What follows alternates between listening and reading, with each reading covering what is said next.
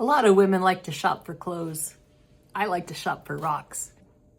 I just got a package from Highland Park Lapidary, and it's their mystery rock package. Basically, they packaged up $100 worth of rocks for me, and I don't know what they are yet, so let's take a look.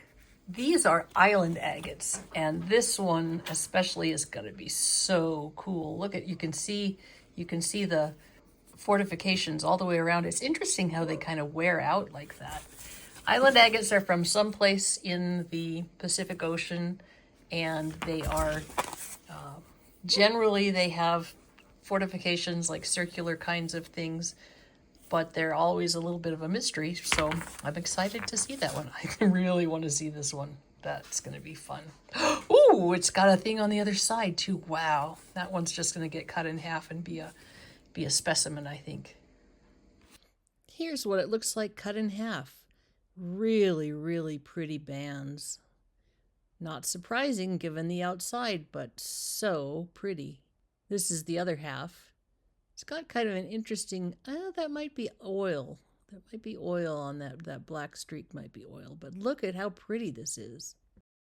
I was lucky enough to talk to John Rowland, one of the owners of Highland Park Lapidary, about a lot of the rocks in his warehouse. And so some of this will be John talking about the rocks, and we'll also take a look at all of the beautiful stuff that I got. So it's going to be a treat. So island agates. We've got island agates here, a huge bit of them. You can see we've got some really pretty banding here. Tell me a little bit about these island agates. Where are they from?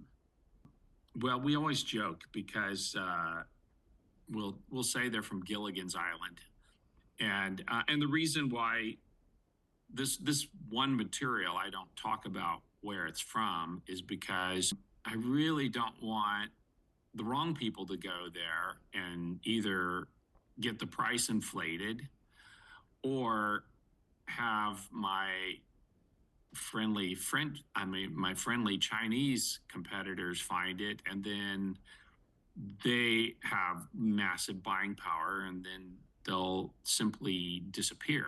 And pretty much I've been the only one that has it, which is kind of ideal because then the price hasn't gone up. It's pretty much what it was when I first started bringing it out. And it's fantastic material. This doesn't look like a very impressive rock, but I'll bet it has something inside. I bet that the skin is hiding something good. Let me see if I can get it figured out. Okay, I am pretty sure that this is a chunk of rhodonite, and the reason that I think that is because you can see here, you can see cat hair is what you can see. You can see here that this is very pink, and rhodonite, ooh yeah, you can see there is this really cool pink with sometimes with the black streaks in it, but it gets this skin on it when it's oxidized, sitting out in the buckets or whatever. So that is a really nice piece. That's going to be super cool.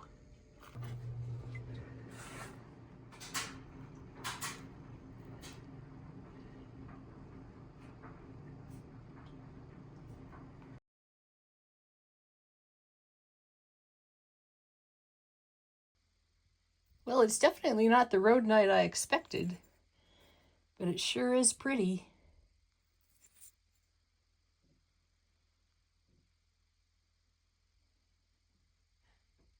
And so if it's left outside, I failed. that basically it will turn black if it's in their elements. But that's the pink in there. That's really pretty. So this whole rock is pink, right? Yep. And it will have black veining running through it, which makes a great contrast. Oh, this one is a piece that they call, oh shoot, hang on.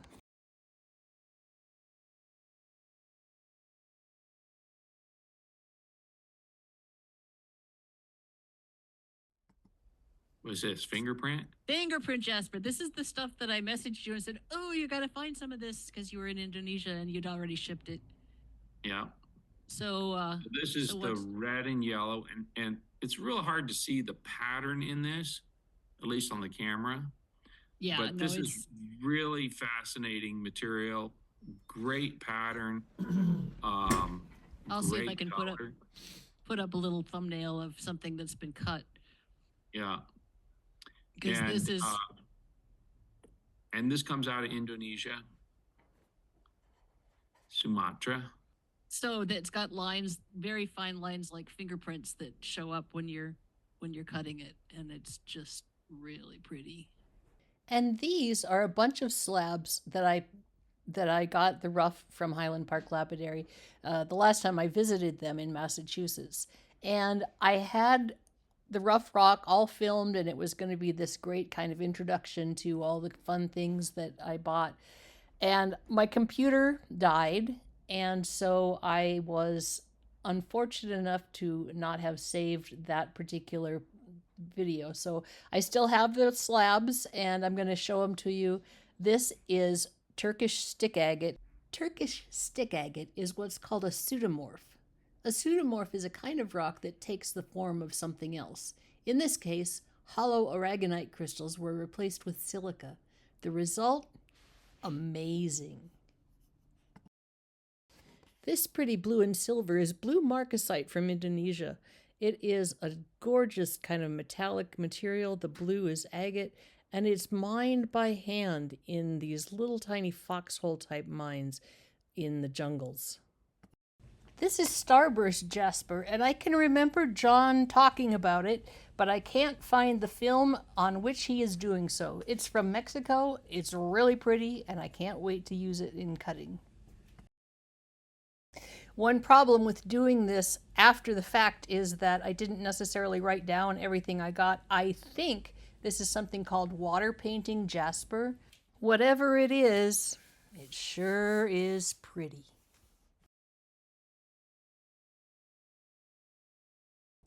This absolutely gorgeous piece is called Turkish Delight, and you can see why. This is from Turkey. It is actually a jasper, and it is formed in layers, and then you cut the layers parallel to the layer itself, and you get these wonderful, wonderful pools of swirly, swirly goodness. And this is something that is unique to the Turkish area, Turkish Delight. This beautiful piece is called Dragon's Blood Jasper, and the internet says that it's originally from Australia. There are deposits in countries all around the world.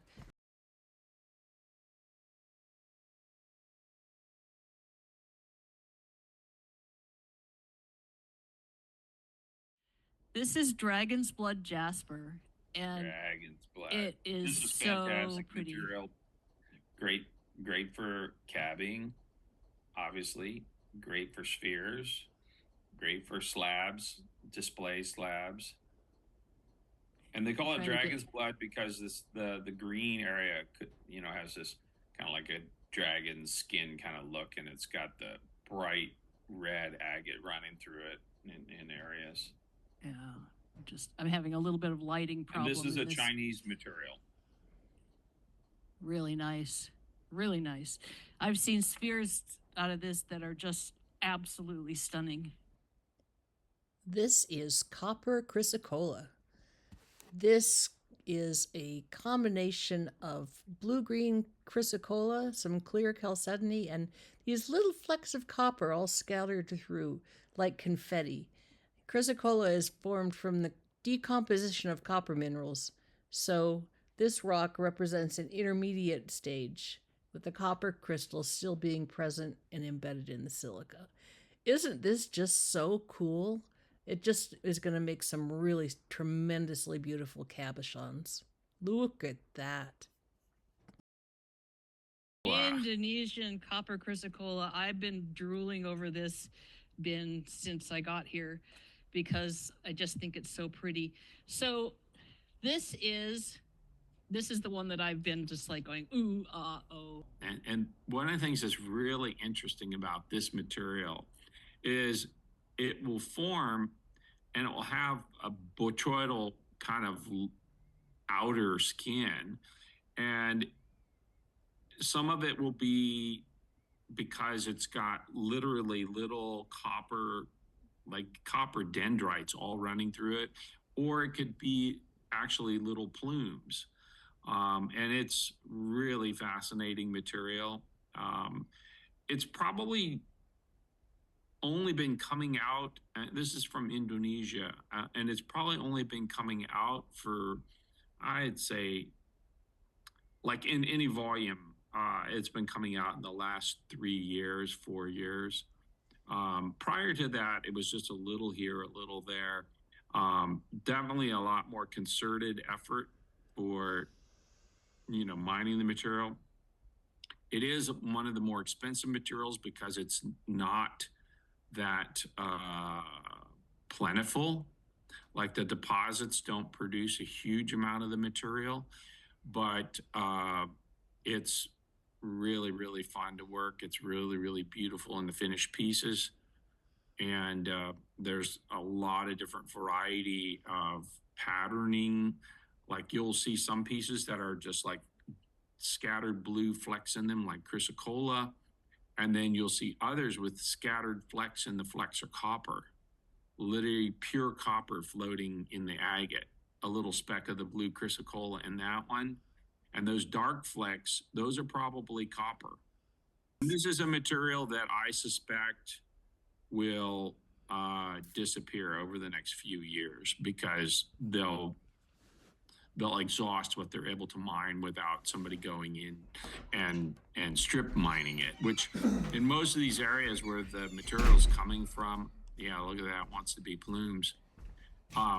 Most of the areas where this material coming from is like mountainous and very, very difficult to get to. And then the mining on it would terrify any kind of a normal person because literally they're tunneling into the ground.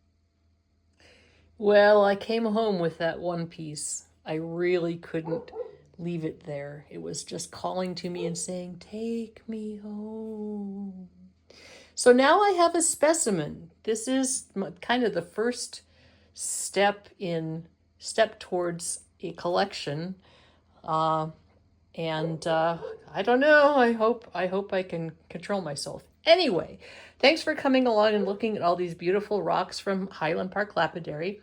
I am a Highland Park Lapidary affiliate, so if you would like to see if you could get some of these for yourself, just use the affiliate code KatieDidRocks and you'll get 10% off all rough rocks and supplies. So check it out at Highland Park Lapidary. They have a brand new portal and it makes things really much easier to make your purchases. So this is Kate from Katie Did. Keep on doing.